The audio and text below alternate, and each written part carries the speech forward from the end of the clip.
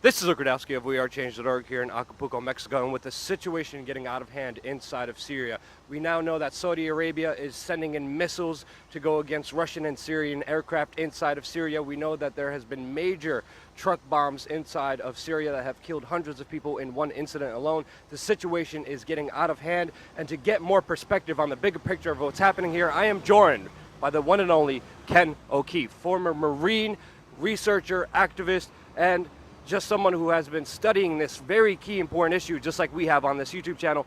And I really wanted to ask you, Ken, how do we break everything down of what the hell is happening inside of Syria? What is happening? How do you see it from your perspective?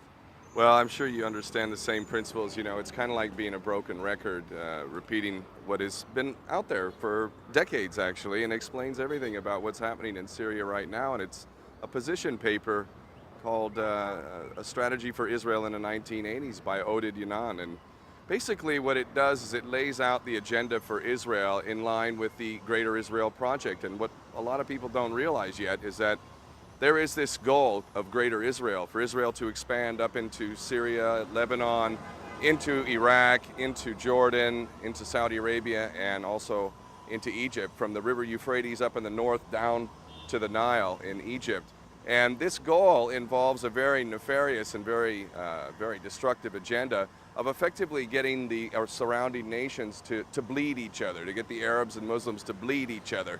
So everything that can be done to sow the seeds of sectarian hatred, you know, so blowing up a mosque, blow up a Shia mosque, oh, the Sunnis did it, blow up a Sunni mosque, oh, the Shia did it, and just basically set it alight and get people to start killing each other. That is what's been employed all of this time in Iraq and Syria. It's very transparent. We see the results. We know about the money, the floods of money that come from Saudi Arabia, our best friend and ally, the other Gulf states, Turkey facilitating transfer of terrorists across the border, training grounds in Turkey and Jordan.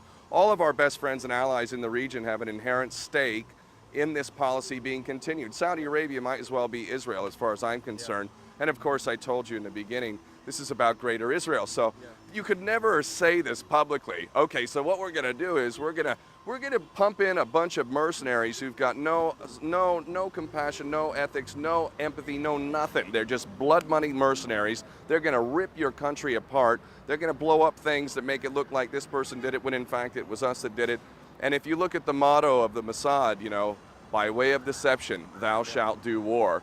There you go. That's what's happening. So it's not actually a disaster. What's happening in the Middle East is according to plan, and it's part of this Greater Israel Project. Now, I really wanted to ask you about the petrodollar, because a lot of foreign policy with the United States has been centered around that, along with Israel as well. But clearly, Israel right now is standing very closely with the Sunnis, with Saudi Arabia, with Turkey, bombing Assad's forces, helping out the rebellion inside of Syria, which is helping out ISIS in the region. And then we see the Shiites, which is mainly Assad, which is mainly Iran. Iraq is now kind of like capitulating to Russia as well. Jordan is kind of also in the middle ground there as well, kind of also going back and forth. But you kind of see them very heavily support the Sunnis. Did Israel always have an alliance with Sunnis? And the bigger question is the petrodollar also key to the U.S. involvement in all of this? Well, the petrodollar is essential for sure, and we can't ignore the fact that that system's not going to last much longer. This is part of why the Americans really need to pay attention, because once that system is done, you're fucked. That's the bottom line, completely fucked. I mean, all that artificial wealth that you thought had something to do with your work ethic or more industrious or whatever bullshit, it's because you've had an artificially inflated dollar, which is also deflated currencies around the world. So we've been living, this is one of the things I've been saying for a long time, and you know, people, a lot of the time they don't want to hear it, but we've been living on the back of prosperity that was directly as a result of our complicity. We have not spoken out about what our governments have done, and yet we've got the reward of a higher inflated currency value, which has allowed us to live a much better life compared to most people. That's part of our collective guilt, whether we want to accept it or not. But the bottom line is the petrodollar system is living on borrowed time, and it would behoove the American people to look at things like what Kennedy did in '63, issuing the U.S. dollar outside of the Federal Reserve Bank. This is desperately needed. It'd be much better to get this in place now than to wait until the crash and figure it all out, you know, so that's definitely a key.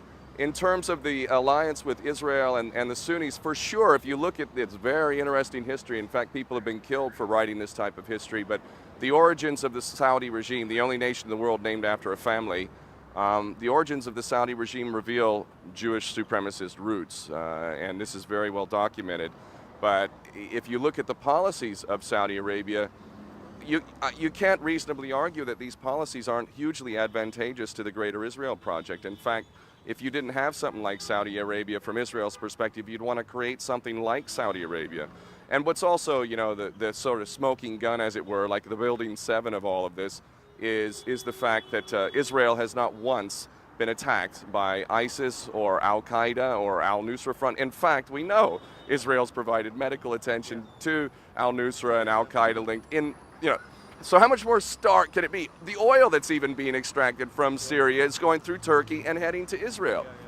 So I'd say Israel and Saudi Arabia and the other Gulf states, they all are basically part of a holistic entity which incorporates an agenda that could never be publicly displayed, but they all work for the same. And for me, the bankers, that's where you get to the top. I haven't really honestly seen the kind of greater plan that you're speaking about when it comes to Israel, but I knew that with the Golan Heights area and with Assad in power, Israel was never going to be able to acquire that land because Assad was staking his claim in that land as well. And we know that there's new minerals and new oil also found in that very key, critically important region with the border between Syria and Israel, which Israel has been actually helping. There's actually photos and videos of rebel forces, al-Nusra, ISIS, and these strange mercenaries coming into Israel for help to get rid of Bashar al-Assad, which is just critically insane. But just to overlay everything, do you think Israel is the primary driving force in everything? Because seeing it geopolitically, it's a lot more chaotic and a lot more sporadic from my own perspective. But what do you think? Well, I mean, the first thing we need to do is define Israel. If you mean like the government or Netanyahu or anything, no, absolutely not. The governments don't have any real power. However, they can be a real good indication of what the agenda is. So you get a lefty and you can expect maybe slightly less warlike of posture and, not any real substance, but a slightly different style of tyranny. In Israel, what we have is the favorite plaything of those who are ruling the world. I mean, many would refer to Israel as sort of a Rothschild's fiefdom. It's riddled with influence from the banking industry. It is, for my opinion, the favorite plaything of the bankers. Its most important job is to sow the seeds of division throughout the region and maintain perpetual conflict. That's perfectly complementary to the goal of the bankers who make shitloads of money off of our division. They're laughing all the way to the bank, literally, when we are at war. And of course, they fund all sides and so on. So for me, Israel in itself has no real power, but it's backed by those who have the power, the bankers, and it is their favorite little plaything. And it's allowed to do whatever and anything it wants, literally to the point of attacking the USS Liberty, killing 34 in open daylight, indisputably so. They just got away with it. They just killed 34 Americans, no problem. It's Israel, man. They can do whatever the hell they want. In fact, our own government will facilitate the cover-up of that crime at the behest of Israel, for the protection of Israel. Never mind 9/11, Mossad's fingerprints all over it, indisputably so. They had foreknowledge, that's not even debatable. Larry Silverstein and Frank Lowy, I mean, what a couple of disgusting individuals. Traitors. If they were Muslims, let's imagine what would happen. Let's imagine it's not Silverstein and Lowy. Let's imagine it's Muhammad and, Abdul. It wouldn't have happened that way. No, I totally agree with kind of the central banking figure. There's central elites kind of manipulating people and countries in order to divide and conquer, create more conflict, and then order out of chaos, get their kind of agenda of more power and more control over everyone. And then in the long run, people need to understand the people of Israel, the people of the Middle East, especially the people in Syria, everyone, all the people suffer and all the people are in pain. Really, really great points. Thank you for that. But one thing I also wanted to bring up, because I'm extremely curious, you had a fundraiser recently. And you were raising money, but you didn't tell the people, is this right? You didn't tell the people what you were raising money for? Is that right? That is, I mean, we told them something, but in terms of the actual strategy, no. And this was, I only initiated the fundraiser in December of last year. So, it's fairly recent. And believe you me, it wasn't lost on me. Okay, so let's see, we're going to ask for $79,000. But we're not actually telling the strategy. And I honestly accepted the fact, well, if we don't get the money, understandable, and I won't take it personally, but I can't reveal the strategy, because to reveal the strategy and not have everything in place that's essential, for me, it's kind of like a military mission. You've got a mission objective, you've got to have certain lower objectives achieved before you can make the main objective. And if you don't do that, you're compromising your chances of success in the mission. So I can't reveal the strategy even if I wanted to, and believe me, I would. I'd love to have said, here's the strategy.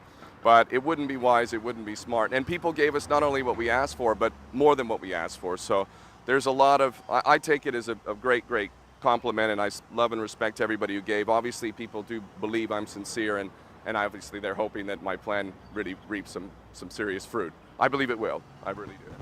So what's the strategy? Yeah, so the strategy. No, I'm just joking, but In the crux. in like, without revealing too much details, when can people possibly, and where can people find out the announcement of this project when it actually does happen? Well, the thing to do is go to worldcitizen.solutions. So www.worldcitizen.solutions. That's our website, and it'll give updates. You can get on the mailing list and whatnot. I hope that we'll be able to launch this in 4 months or so. But again, there's a lot of things that need to be in place. We're working on it. We have the budget now.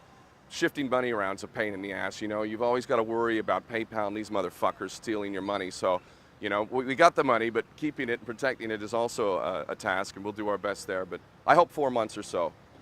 I'm excited. Ken, thank you so much for all the information. Check out Ken's website in the description below, and appreciate you, brother. Thank you.